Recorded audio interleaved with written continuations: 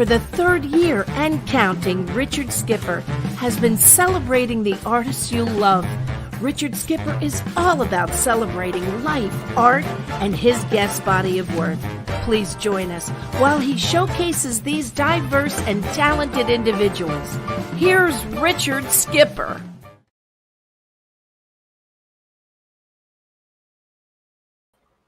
Happy Monday, everybody. Happy Labor Day. Here's Benny. He wants to say hello to everybody. And I want to welcome you all to our show tonight. I am so excited about tonight's show because tonight we are going to be celebrating one of my favorite television icons. Before I bring him on, I'd like to thank our sponsors tonight. First of all, we have the EMC Program Studio in New Jersey. If you're looking for great musical direction for your kids, this is the place to go. And I also want to thank Deborah Stone, who has a new show coming up. She's going to be at the Laurie Beachman Theater, so please check her out.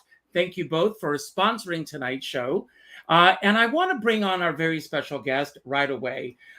Burt Ward, I have been a fan of yours for so long. There's so much to celebrate with the work that you've done, not only with the television work, but the work that you're doing with animals. Anyone who does the work that you and your wife are doing with animals is a friend in my book.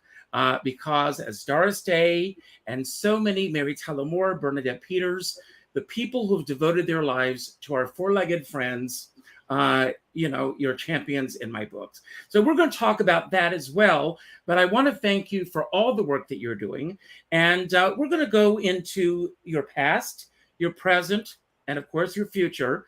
But I'd like to begin, as I do with all of my shows, by asking who or what are you celebrating today? Well, I'm celebrating your compliment, Richard. That's very nice of you. Today is Labor Day, and when we celebrate all the people in our country that work so hard, don't get much recognition, sometimes have really difficult jobs, some dangerous jobs. And for me, I appreciate everybody that works. It actually is a wonderful thing to work. I think it keeps us mentally sharp. I think it helps us integrate ourselves with other people and socialize and things like that. And it kind of reminds me of what I was told, the 3 essentials to happiness, Richard, which are 1, something to do, which obviously could be work, someone to love, and something to look forward to. Those are the 3 essentials to happiness. And you've got all 3. Yes, I do, actually. And I hope that everybody has all 3. I hope so. It's funny because when I always look back on a person's life, their career, and their body of worth, which is what I like to refer to it as, I always like to go back to the 5-year-old self. Because the 5-year-old self to me is the purest self. That's before life begins to tell you who you should be or who you shouldn't be. And as I began to look back on your past, there was so much that I didn't know about you. Of course, so many of us know, I know that so many of your fans are watching right now. And like myself, twice a week, we would sit there and we would watch you and Adam West, God bless both of you, fighting off crime each week in a fun way without any blood and gore. God bless both of you for that. And the writers that wrote these incredible shows and the iconic actors that you got a chance to work with. But as I went back and I started looking at your past, you were an ice skater at such an early age. And you talk about work. The work ethic for you started at a very early age. How old exactly were you when you first started working professionally? Well, my father believed in a really early work ethic. So I started working in my father's traveling ice show at age 2. Actually, I was older than that right there in that picture you're showing. But my father had the largest traveling ice show. In fact, it may have been the only one at the time, called Rhapsody on Ice. It was the predecessor of Icecapades. and he had some of the top skaters in the world at the time that worked in the show. And as part of the show, they would bring me out, and it would be like two of their top skaters, and they would like each one hold one of my hands, and they would skate me around the arena, and people would clap, and then they would let go, and I would skate around, and people were like going nuts at the time. I mean, my skates are only like I bet 8 inches long, and that's including the blade. The shoe is probably only about 4 inches long. And I remember that. What I do remember of that, though, was the incredible sound of the crowd and the light, the bright light. You see, on ice, when they shine lights on it, you can't see anything out there in the audience. So I couldn't see who it was, but I could hear. And I remember that. I really remember that. I don't remember much else, but I remember that. I do remember a little bit of skating around. So that was the beginning for me. But my whole life has been extremely active, lots of athletics. I went to, in elementary school, I was voted the best athlete in the school. Went on to high school and wrestling, golf, tennis, track. I played first board of the chess team of Beverly Hills High, which I think was right there at the state championships.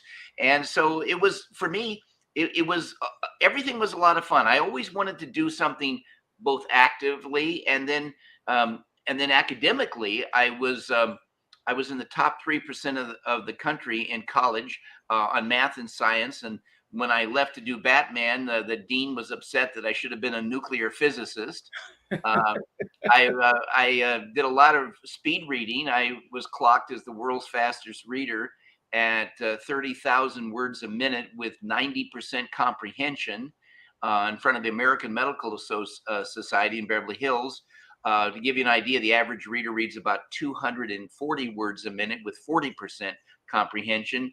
I remember reading in college at UCLA the War and Peace, which was 1,442 pages in 45 minutes, and I got an ASA final on that. So I was really fortunate that the speed reading and all the athletics and everything, I was just really very active, and I always wanted to do something. And in fact, kind of funny, as a kid, I really wanted to be like Superboy.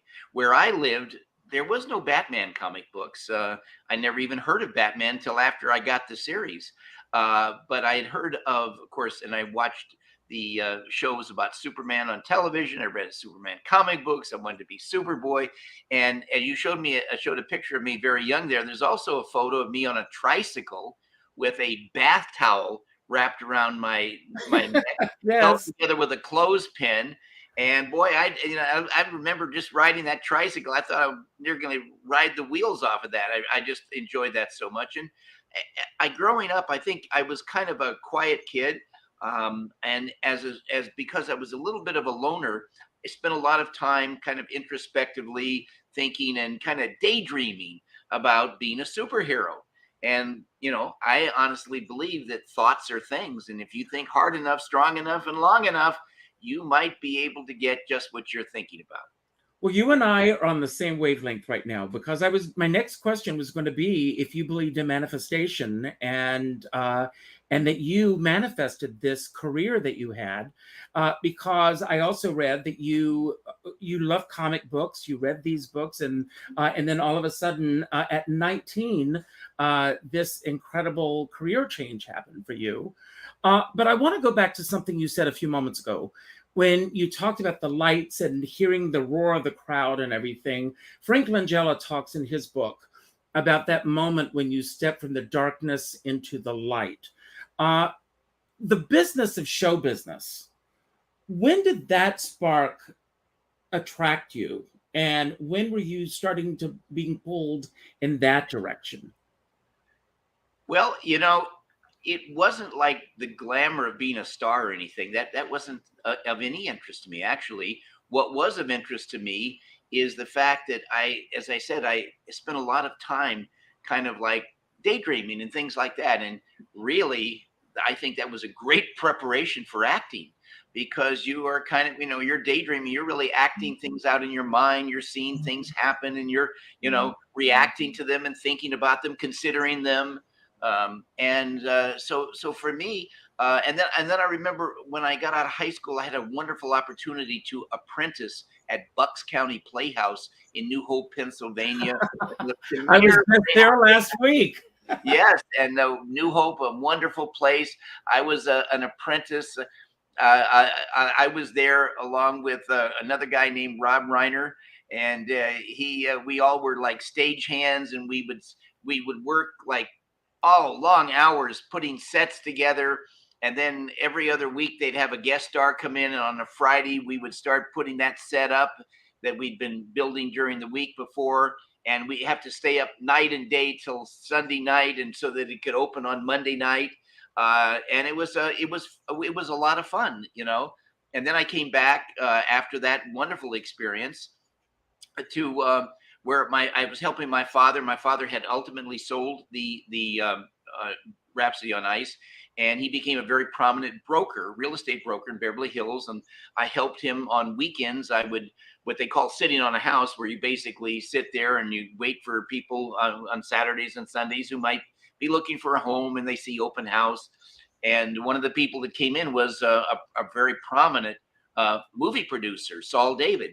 And I guess I was a little bit brazen by asking him, would he watch a scene? And he was kind of caught off guard, but said, sure, and I did a scene. He said, I think you've got some talent. Let me send you to an agent. So I was sent to an agent who, the first thing the agent said to me is, I can't get work for the actors I've got. Don't expect to ever work for at least 1 year. And if you do, you might get a single line. And I would never take anybody now because I can't get to work for my actors. But I'm going to take you because this producer asked me and I can't say no. So I go, okay. And then it was, I left there. I mean, I didn't sign any agreement or anything. It was just kind of like he said he would try to get some things for me. And it was probably about 3 weeks later that I got a call from someone in his office who said, oh, there's something going over on at 20th Century Fox tomorrow. We got you a drive-on pass at 4:30. Go over there. And then and I said, well, what is it about? And they said, I really don't know, but they'll know. So just go over there. So I drove over the next day, right on Pico Boulevard in West Los Angeles. And I'd never been in the studio before. And it was, it was a big lot and all these bungalows. And I went to one bungalow that there was a casting director. And I was introduced to the casting director. He didn't really, he just kind of chit-chatted for a minute or two, said, would you like to meet the executive producer? I said, sure. I mean, I figured, hey, everybody gets to meet the executive producer. Well, that's not true, but I didn't know it. It's my first interview. Now, I had been studying professionally for several years, and I was also in class at UCLA. So it wasn't like I hadn't studied. I just had never tried out for anything, Richard. So I went to see the executive producer. His name was William Dozier, very prominent, had been a senior vice president at CBS and Hallmark, films. And, and I guess because I hadn't been on an interview, I wasn't intimidated. I just walked in and I said, hello, sir. Nice to meet you. And he's kind of like, whoa, and he kind of looked at me for a minute. He said, well, you're kind of big for the part. I said, oh, but sir, I promise you, I won't grow anymore. And he laughed. I mean, how can you promise somebody you're not going to grow? And then he asked me he said, oh, I guess you've been doing parts between 15 and 17. Oh, yes, I have, as a matter of fact. Well, truthfully, I had in plays, in class, just not, in front of the camera. So he said, would you like to do a screen test? I said, sure. I mean, doesn't everybody get to do a screen test? No, but I didn't know. So it was then thereafter, weeks later, that I went for my screen test, which is, your viewers can see it right on the internet. And I did some martial arts. I had been studying karate, which had just come into the United States about 6 years before. And I broke a board with my hand and did some judo and stuff like that. And then I did a scene, and which I was given a sheet of paper, and it basically said Bruce and Dick with paragraphs. And it didn't say Batman or Bruce Wayne or Dick Grayson. I mean, not that I would have recognized anyway, but it just said Bruce and Dick, and here's these paragraphs. And they said, we want to introduce you to the actor who's going to be, playing the part of Bruce, and you're going to play the part of Dick. I said, okay. And they introduced me to Adam West. And I sat down next to him and I said, well, hey, how about us reading the lines together? It's just something you kind of do. So you get used to the pacing of the other person. And within 5 minutes, the two of us were laughing. We got along so well. And we never stopped laughing for 50 years. I mean, we just had the best time. And we got up and we did our stuff. And director said, great. And I said, well, thank you very much. And I started to leave. They said, whoa, wait a minute. We're not done with you yet. I said, oh. And they said, yes, we want you to walk on the other side of the soundstage, way down that other end there. And there's a trailer there with 2 wardrobe men who are going to help you get dressed. I said, oh, okay. I said, frankly, I'm perfectly capable of dressing myself. Oh, no. You don't understand. You just go on down there and you'll see when you get down there, you look for the light in the doorway. You'll see it. I go down there and there's a trailer and there's a light on. I go in and there's 2 gentlemen there, wardrobe department, and they have what looks like a giant couch or a giant, it's not a bed, but it's just gigantic. And on it are all these clothes. And I said, am I going to put some of this on? They said, no, you're going to put all of it on. I said, what? And they helped me get dressed in, Richard, the most uncomfortable costume you could imagine. Everything itched or hurt or pinched or burned. Not one thing was comfortable. The boots were too tight. The tights pull the hair on my legs. The t-shirt with a vest on it with the wool poking through the t-shirt, those sharp wool things into my chest. The cape pulling my head back because it was double thick bridal satin. The mask with that my eyelashes were like every second they were bumping against the mask. It irritates your eye. Oh my gosh. I'm telling you, I couldn't. And the funny thing about all this is you're supposed to act natural in front of a camera for right. with all of this going on. Amazing. All I could do was hobble. Hobble is that's a bad. And as but being a positive person now, I'm a positive person. So as I'm hobbling toward the door, I turned around. I said to these 2 wardrobe guys, I said, well, look, the good news here is after another 20 or 30 minutes, I'll never have to wear this costume again. Famous last words, right? And then I went out the door, nearly broke my neck because with that mask on, you only have vision straight ahead. I couldn't see down. I couldn't see peripherally. I mean, I nearly broke my neck. And I got there to the set, and there was the new guy I just met, Adam West, and he's in this giant costume too. And he's got 6'4", really big guy. And he's in long cape and blue. And I'm saying, what is this? Maybe this is some kind of Shakespearean period piece.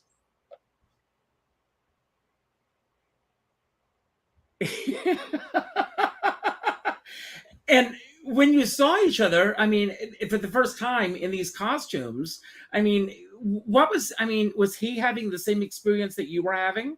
No, he already knew all about it. His agent had submitted him and everything. And then after this thing, I didn't even know afterwards. And I left and I said, I just don't know what this is about.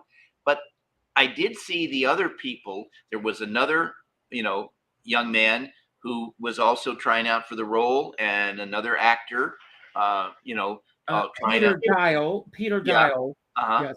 Yes. And I just thought I had really done a good job. I really had done a good job.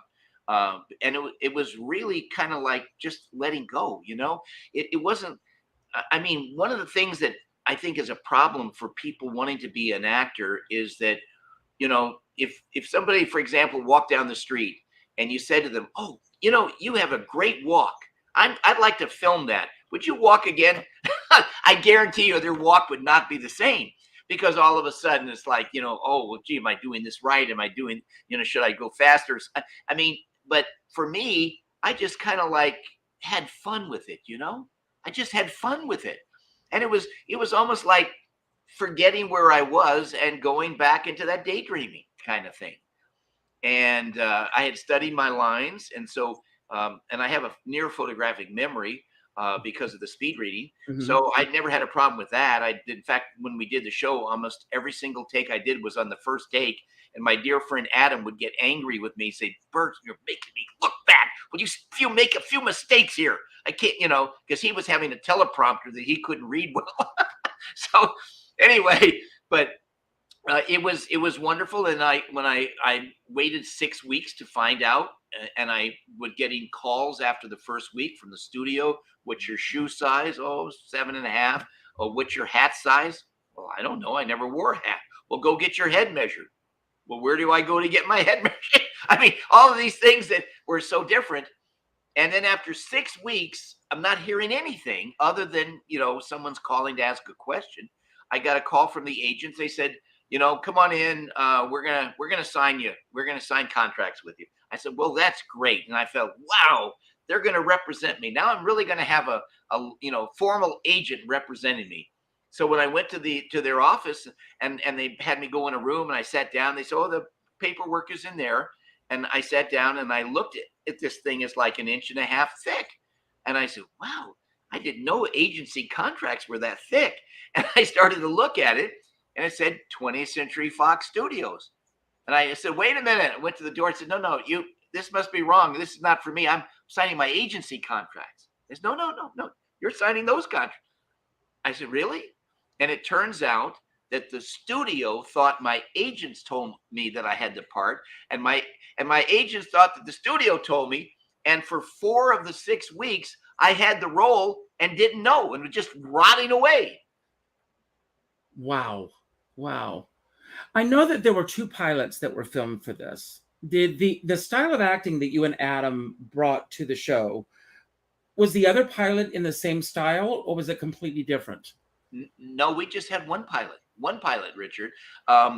When I got the role, I think you might find interesting, your listeners and viewers might find interesting that the executive producer came to me, William Dozier, and he said, Burt, we interviewed more than 1,100 young actors over the last 1.5 years for this role. And we selected you. And would you like to know why we selected you? And I said, wow, yes, sir, I would very much. He said, forgetting television, if there really was a Robin, I mean, like the real thing, we think you personally would be it. So we don't want you to quote act. We want you to be yourself, and we want you to be enthusiastic. Well, as you can tell, I don't have too much of a problem being enthusiastic. No, and that's wonderful. and so for 120 episodes, I had my fantasies and all of the things that I daydreamed about and the fighting and all of this kind of stuff, which actually, I was brown belt in karate. So in other words, there was a lot of reality to what I was doing, but at the same thing, at the same time, it's a show. But when I got in front of that camera, I just had the time of my life. And I was a little bit new to it. I want to tell you one thing that happened on the it was the second day. It was the second week of filming. We had the Batmobile, and Batman and Robin were supposed to pull up to the outside of this building that's supposed to be a museum, and we're going to climb up the outside of the building because we heard that the Riddler is going to supposedly rob the museum. So when the Batmobile pulls up, but the building is behind us, right? So instead of opening the door and getting out, and I just jumped up on the door, walked to the back fin, and jumped off the back. And the director said, cut, we didn't light for that. You're supposed, we have you coming out the door. I said, oh, okay, all right. Then he stopped for a minute. He said, I really like what you did. That was so spontaneous. All right, let's take 40 minutes and let's light this. And they put down the track and the dolly and that was 45 minutes to an hour to light that shot. But now what I didn't know is that George Barris, who built the Batmobile, was there on the set with 2 of his people that work on the cars. And he was hysterically angry with me because I was walking on his paint job. And not only walking on his paint job, Richard, but walking on that fin, which had a very fine pointed fiberglass edge to it that I could have messed it up. Now, I did have rubber on the bottom of my soles, and I didn't stomp or anything. But, and then I understand he and his crew were coming up to give it to me, and the director and said, blocked it and says, "Don't you go near my actor, you stay away." I mean, all of this stuff I heard later, but for me, I just did what I thought was natural, and it seemed to work. Oh, it certainly did work. Was there any other show at that time that had the format of doing it twice a week? I don't recall any other show in history being set up that way.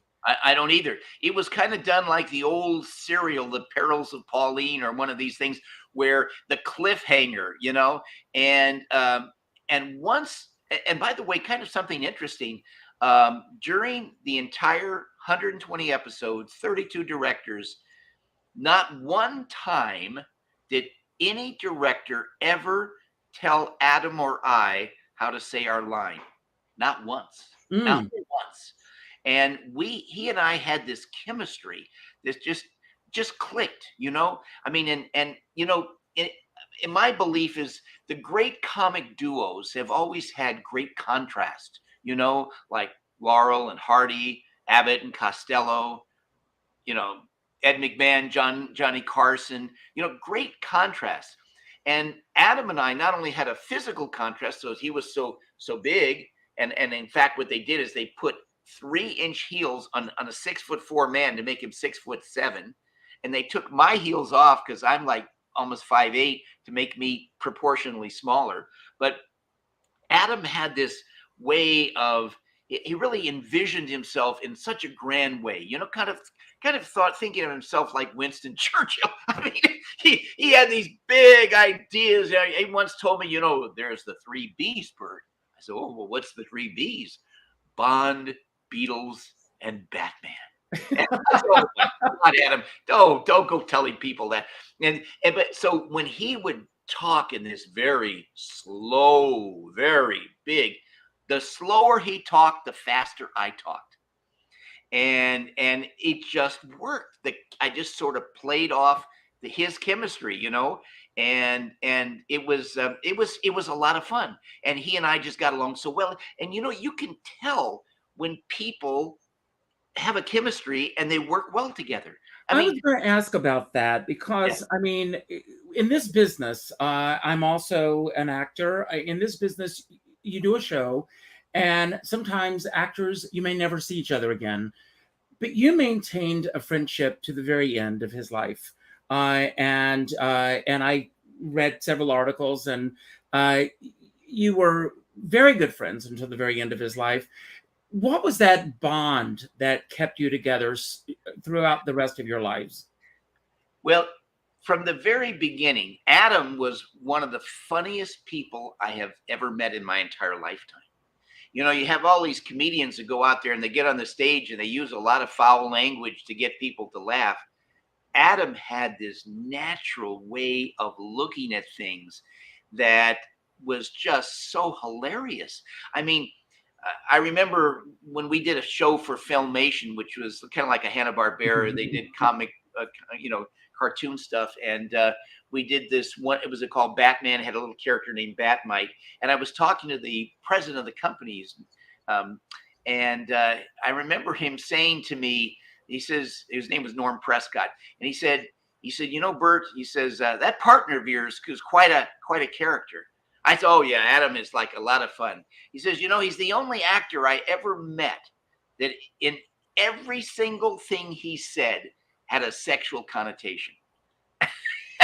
And Adam really did. He had but it was such a fun-loving kind of playful innuendo that you never knew if he was really serious or not. I mean, we would go out and do these autograph things, and I'm telling you, we hold arena records more than rock groups. People were like standing for 5 hours in the line, and like young ladies would come up and he'd just be spontaneous. He's in his cowl and cape, and he'd lean over to one of these very attractive young ladies. He says, "I have an itch in my ear. Would you scratch it?" It's like sort of that kind of scratches thing. And he says, "Oh," he says, he says, "That's amazing." He says, "Look at you." He says, "I'm beginning to have strange stirrings in my utility belt." Oh my, so weird and so unpredictable and so embarrassing. But you couldn't help but love him. And we sometimes, we had our families, and everything, which of course 99% of the time, but once in a while on a Saturday morning, we'd go out and play tennis together.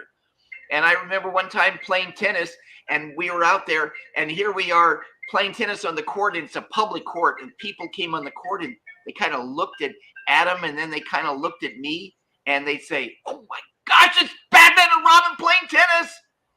That's great. Kind of funny. When did you first become aware of the iconic status that this show had taken over the nation? Because it was Batmania everywhere. It was about 3.5 months after the show aired that I made my first personal appearance. Okay, and the appearance was in Tacoma, Washington, at a place called the B&I Circus Store. Just imagine a huge mall-like location with all these clothing, furniture, everything you can imagine under one gigantic roof. But they also had wild animals in cages. Real tigers. Now you couldn't get near them, and everything was very done, safely and stuff like that. But that's when, and I'll tell you why what experience I had there that kind of changed things for me, is that up until that time, I was working 5 days a week, 12 to 14 hours a day on a coal sound stage where I was really 21. When I got the role, I was 20 going on 21. But at 21, I was doing this, and Adam was the closest person in age to me. He was 37 when I was 21. So, there was that was a person I could gravitate to, the closest person around my age, and then all of the crew were, top professionals. They were, most of them in their 50s and 60s. These are the studio guys that shot all the major TV series and movies. The studio had the best of the best. They're wonderful, tremendously talented. But for me, it was kind of lonely because, it's a coal sound stage. I've got these tights on. I usually, because I don't have the cape and the cowl and the mask on until just before you shoot, because it's just so irritating to your eyes and stuff, that I would wear a robe because it was cold. So here I'm sitting in a robe, waiting 45 minutes to shoot. I shoot for 30 seconds, Richard. 30 seconds. And I got to wait another 45 minutes to shoot 30 seconds. I know. Wait another 45 minutes. So, and the thing is, though, you say, well, you can take a book and you can sit there and read your book. Well, guess what? There's never any peace. Even though you're not shooting, you have people come out. Oh, the second assistant directors are always panicking. You can see their nerves are on the outside of their bodies. They're always worried. Oh, Burt, we got to have you in makeup right now. Oh, we got to check this. Oh, wardrobe has a problem. Can you go over here? Oh my gosh, never any peace whatsoever. But that's okay. That's okay. And then, of course, no privacy either. Like you're in your dressing room, getting dressed, pulling up your tights. And instead of knocking on the door, well, they do knock on the door. They knock on the door and open it. And they open it at the same time. We have some press here. And I'm in my underwear, pulling up my tights. They said, well, we did knock. Yeah, but you opened it right as you knocked. It's that. But you get used to it. But for me, only when I made the appearance, and then all of a sudden I saw that when I got to this Tacoma, which is like not too far from Seattle, it's like they're kind of twin cities, and it was like hard to get to the place I was going to work. And I said, why is it so hard to get there? Oh, people have been camping out on the streets from Wednesday to your appearance on a Saturday. And I said, really? And they said, yes. And yeah. But don't worry. We rented the University of Washington football team as your bodyguards. I said, what do you mean? I don't need a bodyguard. Oh, you don't understand. I said, well, people trying to hurt me or something? No. Just the crowds are enormous. I said, what? And it turns out that weekend they handed out 301,000 raffle tickets to people that came to that appearance. And it was just for me. Adam was in New York at Shea Stadium. He sold out Shea Stadium on a Friday and Saturday night. and so he was doing a whole thing, and I was by myself up there doing this. But something funny happened. I'll share with you and your viewers. Where I got dressed into the costume, unfortunately, was quite a ways from where I was signing autographs. And I had all these giant football players on either side walking with me, down this big, huge indoor corridor and all of this stuff. And I was walking along on one of the autograph sessions to get to where I was going to sign, and there was these two elderly ladies coming the opposite way. And I don't think they'd seen Batman. I don't think they'd heard about Batman because they looked at me in that costume, and one lady turned to the other and said, "Huh, damn hippie." Of course. Not a hippie. But I mean, they thought I was a hippie because remember, this is the 60s. This is the 60s. The Anything flower goes. children, all of that kind of stuff. But it was just, for me, it was just so weird. It just like so unexpected that I just didn't expect to have anything like this happen. You know what I'm saying? In other words, I was kind of like dumbfounded, but I said, well, maybe it's just one of these freak things, right? But after the next appearance, then I started saying, wow, people are really nuts for this. And then you see all the press and, and you go to a thing to sign autographs, and people literally got into a tugging war over your paper drinking cup. I mean, it was like crazy. Oh, I've seen it. I did stock years ago with Barbara Eden. And she said, you haven't lived till you've seen a 60-year-old man at 6 o'clock in the morning dressed in a genie costume. Oh, my God. Well, I never saw that. Yeah, but all kinds of weird things happen, It's and when she has the most fans are fans, right? And they could not even tell us where she was staying because the fans were just legion. They just show up, and if they find out where she is, they're knocking at her door and everything. Two questions that I want to ask, and then we really want to talk about the work that you're doing now as well. But you, on Batman, so many iconic stars appeared on that show. And early in your career, you get a chance to work with Ethel Merman and Cesar Romero and Frank Gorshin and Peter Ustinov. Did you, even at that early age, realize the gravitas of working with these iconic stars? Oh, I did. I was like, I would describe myself as like the kid in the candy store, where every week you had a major star that either I had seen them on television or I watched them in the movie theaters. Vincent Price. I remember watching The Raven as a kid, being so frightened. And here, when they say, oh, Vincent Price is playing Egghead, and he comes on the set, and I see him, and it's like that moment when as a childhood, like my stomach, gets a pang in my stomach and fear for a moment. And yet, the nicest man in the world, and all these people were so professional. Oh my gosh! I wish actors and actresses today had that. I mean, there was a style and an elegance and, just so impressive. And I just loved every minute of every one of them, talking to them. And, and I didn't get a chance to talk too much because, they'd sit down and with their set, and there'd be makeup or whatever. But once in a while, I get a chance to talk for a few moments or to them. And I loved it. I had a great time. Was there a particular, I know they were 2-part episodes, but was there a particular episode that was your favorite that stands out above all others?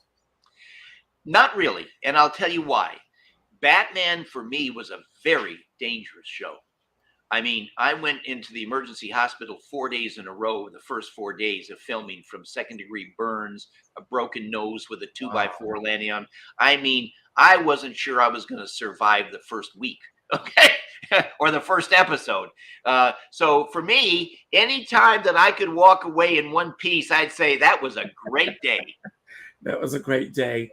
Well, I want to talk about the work that you're doing now, because God bless you with Gentle Giants. And you and your wife started this it started, first of all, if I'm correct on this, with you rescuing dogs. Am I correct?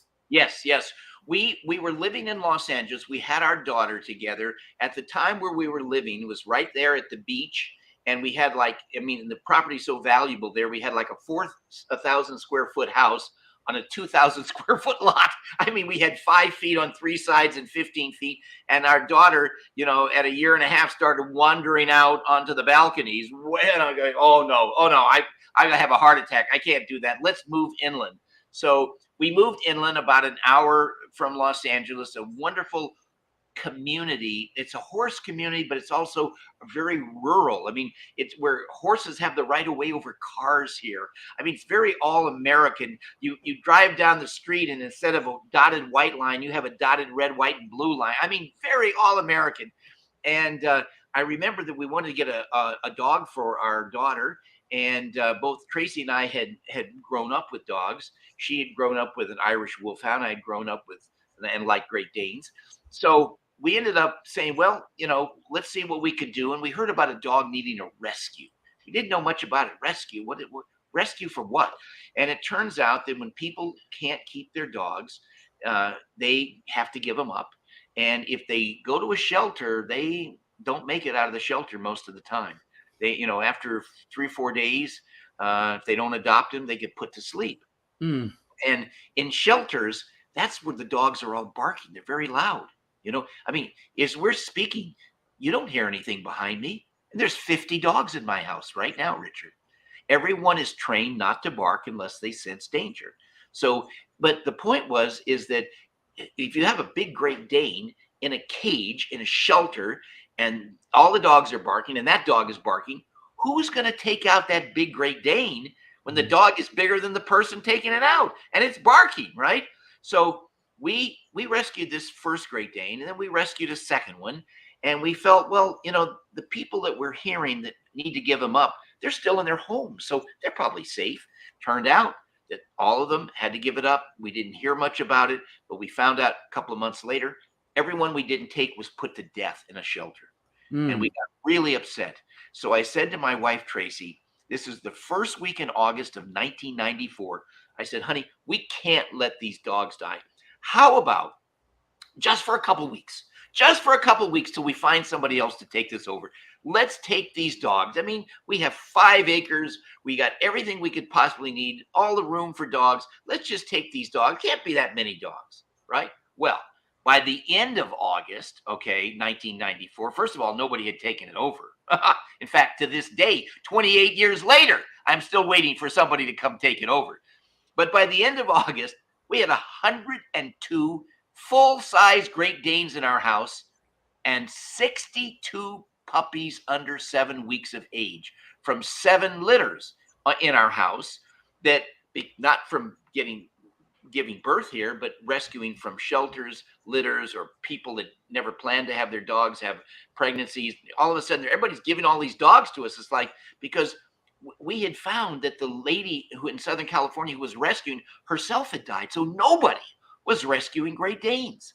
So we took these dogs, and, we loved them. We cared for them. We had started adopting them. We started really learning.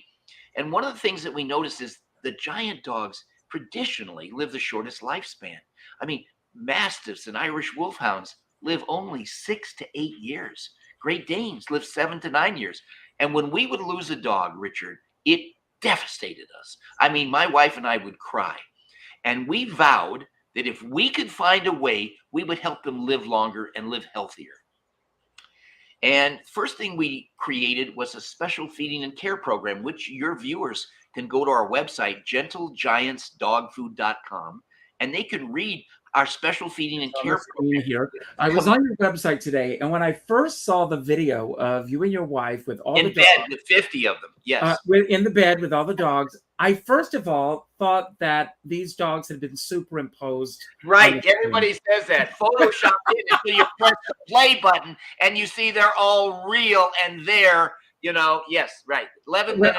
When I was performing in Windsor, Ontario, I used one of the funniest songs, and the song "Who Let the Dogs Out" had just come out. Right. And you should be able to train your dogs with that song, because it's such an amazing video. Everyone has to go just to see that. I wanted to find a way to grab that video to show it here tonight, but I couldn't figure out the technology to do it. Oh. Everyone, please go and see this video. It's amazing. It is kind of wild. But so anyway, long story short, we developed a feeding care program, and and this took years to do, but we found a way to help these dogs when living 3 to 4 to 5 years longer, just by the way you feed them and care for them. Very specific instructions, elevating the food and water dishes to a specific height for every dog, feeding dogs 5 or more times a day, smaller, more frequent meals. And then we got to a point where we said, we've got these Great Danes normally living 7 to 9 years, now living 12 to 14 years. But is there more we could do? And we said, well, the only thing we could think of was make the food. So we went out and took our savings and spent $4 million over a period of years to develop the finest food in the world. And our food is different than every other dog food there is. Different, significantly different. And with our food, we have dogs living up to 27 and a half years with such a wonderful quality of life and no illness whatsoever. Our dogs, I've got 50 plus dogs here in my home, and the only time they ever go to a veterinarian is every 3 years for a $17 rabies update. And I tell people all the time, all you need is one good vet bill. And anything you think you've saved, you haven't saved, because vet bills have become like the price of human medicine. And I want to say, my niece is a veterinarian, and everyone who has pets, please get pet insurance. Yes. Please get pet insurance. Yes, it works. And so we developed this food. And here's the thing. People say, well, what could be so different? They'll look at the ingredients, and unless you're really, a new pet nutritionist and an expert, you could look at it and you might be confused. And, well, this looks similar to another food. But let me tell you 2 giant things about our food. There's many, but 2 giant things that you can understand why our dogs can live 2 and 3 times their normal lifespan. Number 1, anybody that has a dog, you have a dog. Whatever you're feeding your dog, and it doesn't matter if it's the least expensive grocery store food or the most expensive pet store food, doesn't matter. Go pick up 3 or 4 kibbles, rub those kibbles in your fingers real firmly, put the kibbles down, rub your fingers together, and see if you don't feel that slightly greasy feeling. Everybody feels it, okay? Do you know what that is, Richard? That's animal fat. Animal fat that has been filled the food inside and coated on the outside of the food. And you say, well, why would they do it? Well, let me tell you why. Animal fat confuses the brain, even humans, to believe they're always hungry. So your poor dog will always be hungry, which means stressed, shortening their life because stress kills, but always hungry. So they'll eat more food. So you have to buy more dog food. Our food is bone dry on the outside. We don't fill it with fat, and we don't coat it with fat. People say, now, do you do cat food as well, or is it just for dogs? Think of it this way. Would you take a can of bacon fat and pour it down your garbage disposal at home? Would you do that? People say, well, of course not. I said, well, why wouldn't you do it? Well, it's going to clog it. I said, that's right. And when it hardens, it's like cement. So when you realize that animal fat will ruin a metal garbage disposal, why would anyone ever feed an animal a food that every single kibble is filled with fat and coated with fat? People go, oh my gosh, never thought of it that way. That's number 1. Number 2, there's a wonderful video on our website, gentlegiantsdogfood.com. The section is non-GMO ingredients. People nowadays know, they've heard of what's happened with genetically modified organisms in the food. By the way, about 98% of our food supply in the United States has been genetically modified. That's but true. What does it really mean? It means that Roundup, which you hear about in all these lawsuits and people getting cancer and suing these big companies, has been mixed into the DNA of plants so that when a farmer grows, for example, rice, and he's growing the rice and pests will attack the plant, but when he sprays a pesticide, instead of killing the plant doesn't die. It lives, it produces the rice, but the rice absorbs the pesticide. And when you feed it to an animal, it causes them to get cancer. On our website, gentlegiantsdogfood.com, the non-GMO ingredient section, there's a video that we took from a site that does research on GMOs in human food and in animal food. And why this 8-minute video is so great is because everyone interviewed in the video, Richard, is a veterinarian. And here's what almost everyone says the same thing, which is 10, 15, 20 years ago, they would see one patient, dog or cat, a month that had cancer. Now, with the GMOs in the food supply, every single day, 1 out of every 2 dogs or cats they see has cancer. And guess what? There's less than a handful of companies that have non-GMO ingredients. And to my knowledge, ours is the only one that doesn't have a little warning on the thing. Oh, it could be contaminated with GMOs because it's done in the same plant as something else. Ours is no GMOs. And now the dog food that you've created, do you have 15,000 dogs that we have rescued that have lived in our house, not in a yard, Richard, not in a building, in our house, in our living room, bedroom, bathroom, kitchen, everywhere in our house we have dogs. We've had less than a dozen dogs have cancer, and most of them came with it before they came in. We haven't had that because everything we do is non-GMO, the best ingredients, the best quality. And my wife, Tracy, and I, this is our charity. We don't take $1 in salary from this. This is all about wanting to make a better world where animals can live better, humans can live better. And the newest thing is the fact that 2 years ago, we lost 2 of our cats because we rescue cats too. Not near as many, only 300 to 500, which is still a lot over the years. But we lost a cat that was 31 years old and another one that was 32 years old. Wow. And do you know what they were eating, Richard? Our dog food. Our dog food. We didn't have cat food at the time. They were eating our dog food. Now, we did have bowls of regular cat food there. They couldn't care about it. They wanted our dog food. And so we went back to the same top nutritionists, like 4 of them across the country. We said, we know the animals and cats love our food, but let's put in the extra things that cats need. A little more protein, a little this, a little that, more taurine, things like that. And we did. And now our cat food is doing amazing. And people are saying amazing things about it. That's wonderful. Absolutely. So everyone, all of our pet friends that are watching tonight, order, tell them you learned about it here. Just incredible. I mean, you are truly, you're a giant yourself among men. What you're doing is just amazing. And I have a question for you. The dog food that you've created, are there different brands for different types of dogs, or? No, that's all marketing. Our food is certified by AVCO, which is the equivalent of the FDA, only it's for animals. It's the American Association of Feed Control Officers. It's what regulates food. We're certified in every state, and our food is certified for all life stages, from puppies to adults to seniors and super seniors, and all breeds. I mean, I once saw that there was a dog food that I saw selling in stores, and it said, "Oh, for German Shepherds," and another one for Chihuahuas. And oh, come on!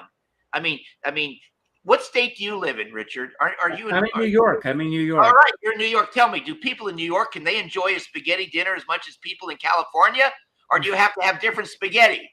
I mean, my goodness! And so what we did is we made the best of the best ingredients. And another thing, we have gone way deeper than just what I've told you. We have analyzed what is it that is shortening dogs' lives. Let me tell you, besides the food, okay, but there's other things.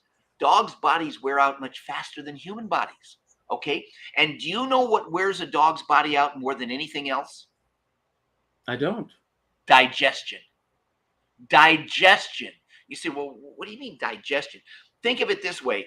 As a human, at some point in our lives, we've all gone out, maybe eaten too much, come home and have to lie down to digest our food, some more often than others. But the point of it is, when that happens, your body basically shuts down to doing everything else except digesting the food. If you only feed a dog, okay, once or twice a day, you are making that dog's body go through that massive digestive effort, and it's prematurely wearing their bodies out. People call us all the time. We get about 1,100 people contacting us every week, Richard. Phone calls, emails, Facebook messages.